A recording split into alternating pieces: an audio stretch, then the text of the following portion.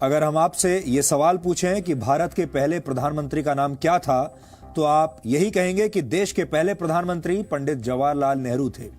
भारत के छोटे से छोटे स्कूल और बड़ी से बड़ी यूनिवर्सिटी के छात्र यही जवाब देंगे, क्योंकि बचपन से ही भारत में स्कूल की किताबों में यही इतिहास पढ़ाया गया है। आपकी कोई गलती नहीं है, लेकिन यह बात पूरी तरह सच नहीं है। सच यह है कि पंडित जवाहरलाल नेहरू से भी पहले भारत की पहली आजाद सरकार के पहले प्रधानमंत्री नेताजी सुभाष चंद्र बोस थे। शायद आपको इस बात पर यकीन नहीं होगा, लेकिन इसमें आपकी कोई गलती नहीं है। आजाद भारत में सरकारों ने कुछ खास किस्म के इतिहासकारों को ही मान्यता दी और इन इतिहासकारों ने भारत के इतिहास से जुड़ी बहुत सारी महत्वपूर्ण घटनाओं को आपसे छुपा लिया। नेताजी सुभाष चंद्र बोस भारत की पहली आजाद सरकार के प्रधानमंत्री, विदेश मंत्री और रक्षा मंत्री थे, लेकिन यह बात कभी भी आपको बताई नहीं गई, ना ही आपको पढ़ाई गई। भारत सरकार ने आज एक बहुत बड़ा फैसला लिया है। इसी महीने 21 अक्टूबर को भारत की पहली आजाद सरकार की 75वीं वर्षगांठ मनाई जाएगी। इस सरकार को आजाद हिंद सरकार कहा जाता है।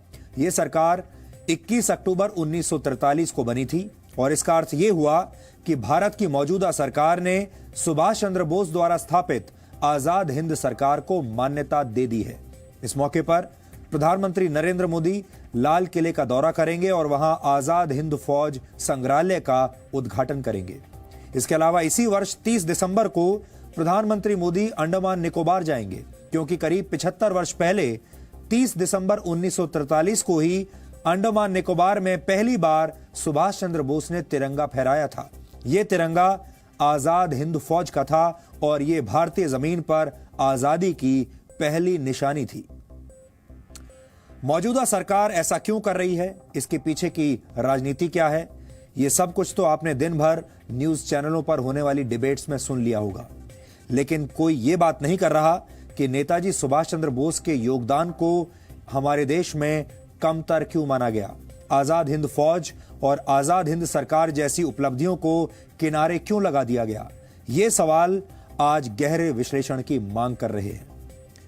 अगर किसी परीक्षा में यह सवाल पूछ लिया जाए कि भारत की पहली आजाद सरकार के प्रधानमंत्री का नाम क्या था और आप उसके जवाब में नेताजी सुभाष चंद्र बोस का नाम लिख दें, तो आपके सारे नंबर कट जाएंगे, क्योंकि यह जवाब गलत माना जाएगा और यही इस देश का सबसे बड़ा दुर्भाग्य है। आजाद भारत के पहले प्रधानमंत्री जवाहरलाल नेहरू थे, लेकिन भारत की पहली आजाद सरकार के प्रधानमंत्री नेताजी सुभाष चंद्र बोस थे।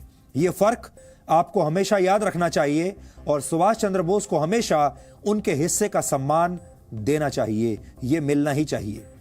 भारत की पहली आजाद सरकार की स्थापना और उसकी घोषणा सुभाष चंद्र बोस ने 21 अक्टूबर 1943 को की थी। इस घोषणा के तुरंत बाद 23 अक्टूबर 1943 को आजाद हिंद सरकार दूसरे विश्व युद्ध के मैदान में उतर गई थी।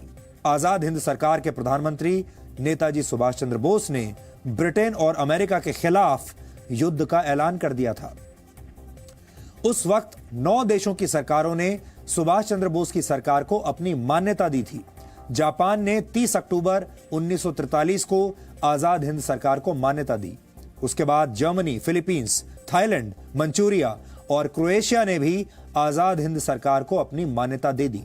आजाद हिंद सरकार ने जापान सरकार के साथ मिलकर म्यांमार के रास्ते पूर्वोत्तर भारत में प्रवेश करने की योजना बनाई थी। सुभाष चंद्र बोस ने बर्मा की राजधानी रंगून को अपना हेडक्वार्टर बनाया और तब वहां जापान का कब्जा हुआ करता था। 18 मार्च 1944 को सुभाष चंद्र बोस की आजाद हिंद फौज ने भारत की धरती पर कदम रखा था और उस जगह को अब नागालैंड की राजधानी कोहिमा के नाम से जाना जाता है। आजाद हिंद फौज के शौर्य में कोई कमी नहीं थी, लेकिन 2 प्रमुख वजहों से सुभाष चंद्र बोस की आजाद हिंद फौज कोहिमा से आगे नहीं बढ़ पाई।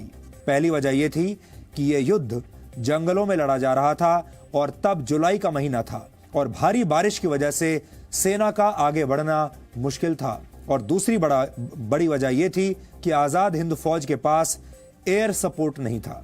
ब्रिटिश सेना के पास लड़ाकू विमान थे, जिनके सामने आजाद हिंद फौज के सैनिक मजबूर हो गए। अगस्त 1945 में जापान के हिरोशिमा और नागासाकी में अमेरिका ने परमाणु बम से हमला कर दिया, जिसके बाद जापान ने सरेंडर कर दिया और यह सुभाष चंद्र बोस के लिए एक बहुत बड़ा झटका था। अमेरिका और ब्रिटेन ने दूसरा विश्व युद्ध जीत लिया, लेकिन नेताजी सुभाष चंद्र बोस ने हिम्मत तब भी नहीं हारी।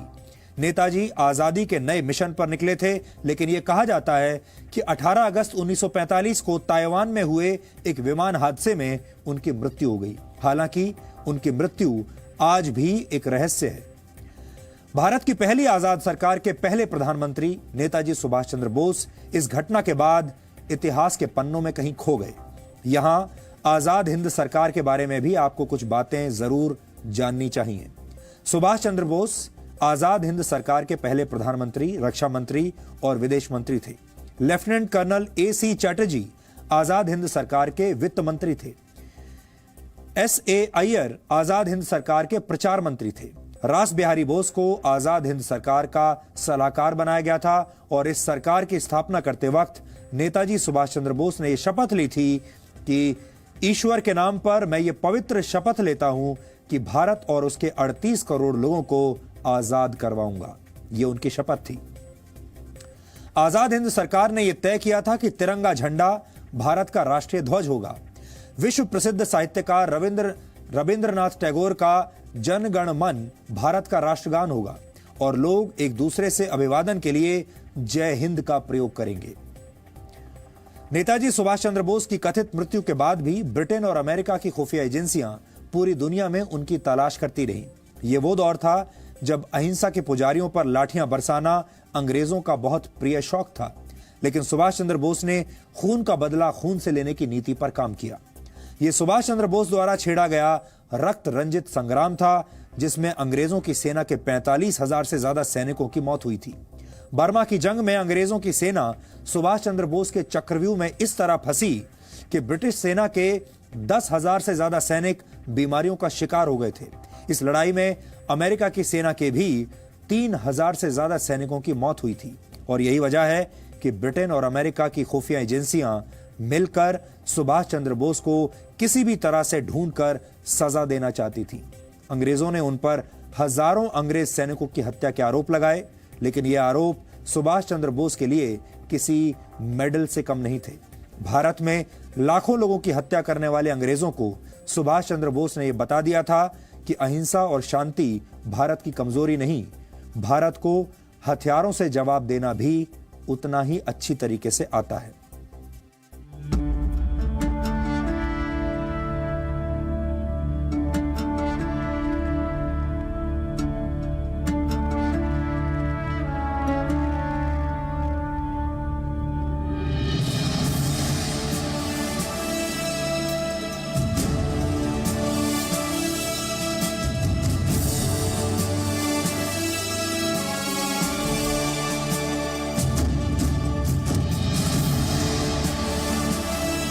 पहली बार तिरंगा एक आजाद सरकार के तौर पर नेताजी सुभाष ने 30 दिसंबर 1943 को इसी जगह पर फहराया था।